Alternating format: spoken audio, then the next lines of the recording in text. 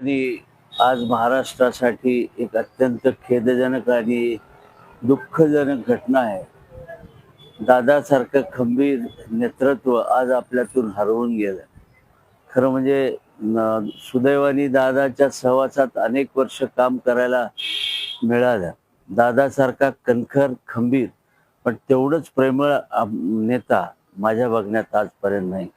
महाराष्ट्राच्या विकासाबरोबर कार्यकर्त्यांच्या त्याला जवळ करतील, पाठीवर हात ठेवतील त्यांचं सोनं केलंय आणि महाराष्ट्राच्या विकासासाठी सुद्धा स्पष्ट भूमिका घेऊन जे करायचं नाही ते करायचं नाही, केवळ राजकारण म्हणून करत नव्हते.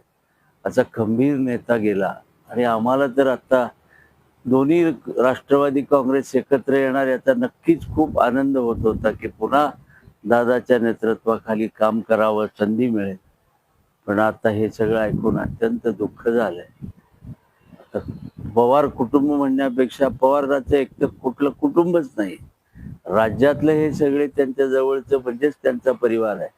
आम्ही सगळे माझ्यासारखे हजारो कार्यकर्ते त्यांच्या परिवारातले सदस्य आहेत. त्यांना आता सामर्थ्य मिळो एवढीच प्रार्थना.